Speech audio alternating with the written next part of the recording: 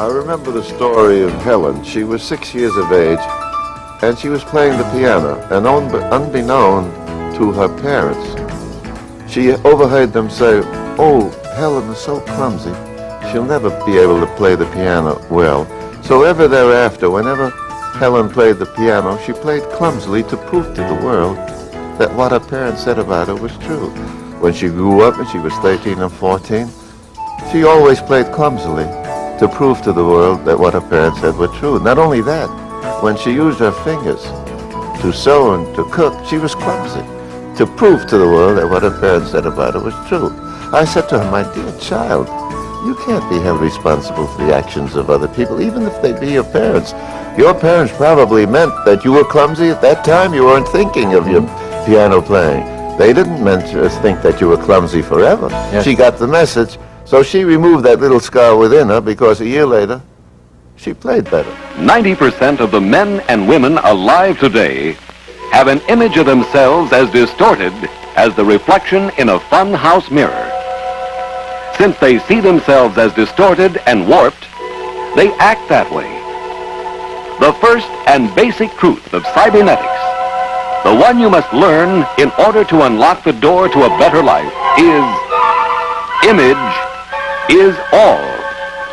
The full implications of this all-important truth started to take shape more than 30 years ago, as a young plastic surgeon began to sort through the photographs that were the record of his professional accomplishments.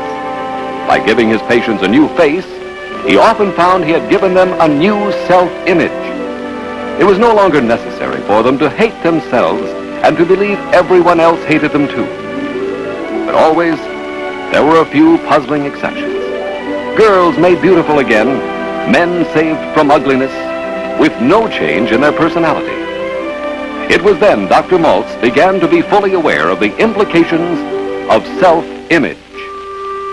What you are and look like to the rest of the world means nothing. All that counts is what you look like to yourself. You are happy or unhappy, sick or well, successful or unsuccessful, only as your own self-image demands that you be. That plastic surgeon was Dr. Maltz. And it was then he began to be aware of the importance of the self-image. Today, Dr. Maltz is internationally famous. Millions have read about Dr. Maltz and his discovery, and still more have heard about him. Well, that was in 1967. Here we are, nearly 30 years later. The original Psycho-Cybernetics book continues to be a resilient bestseller, largely thanks to one person telling another how it has changed their life. Over 30 million people worldwide have been positively influenced by Dr. Maltz's work. Now, you're about to benefit from the ultimate system for personal success based on all of Dr. Maltz's works, Zero Resistance Living. First, though, we'll travel back in time and sit in as Dr. Maltz personally discusses the important history of psycho-cybernetics.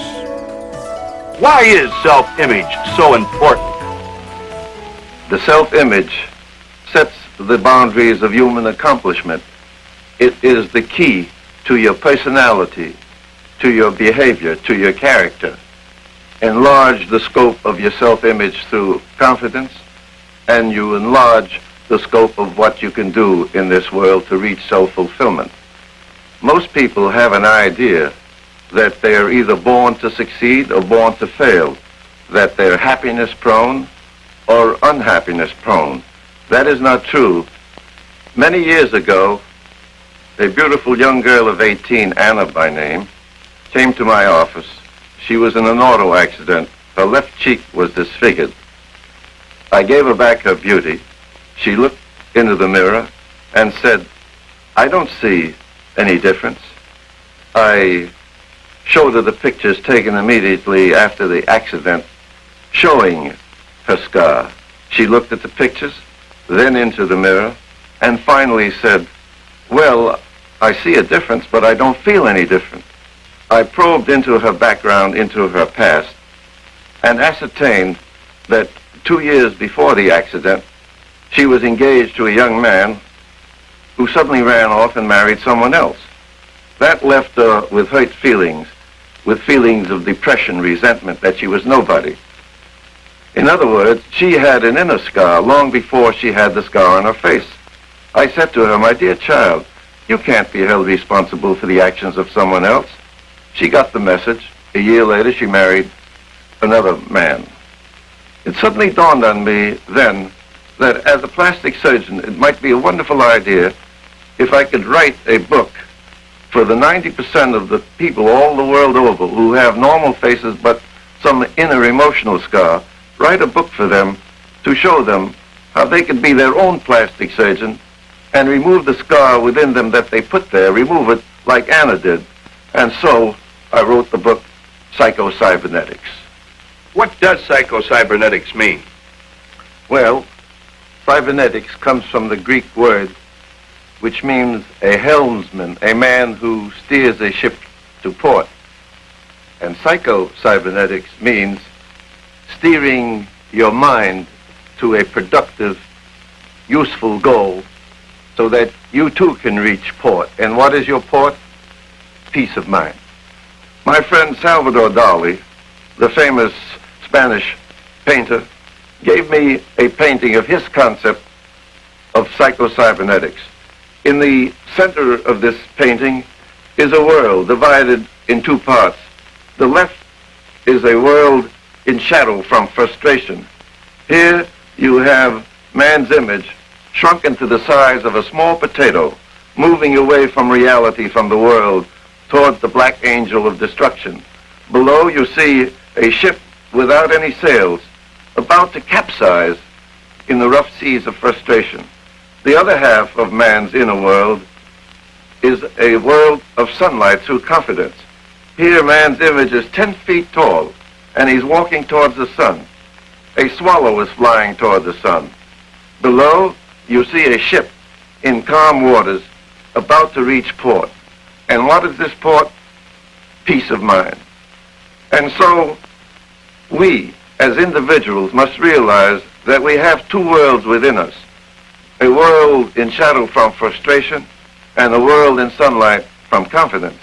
And we can easily learn to walk away from this shadowed world of frustration into the dawn of a new world through confidence. Therefore, the first fundamentally important lesson of psycho-cybernetics is that you have a self-image and that you can change your self-image. I've heard that people are going to be the way they always are going to be by the time they're in grade school. How can older people change?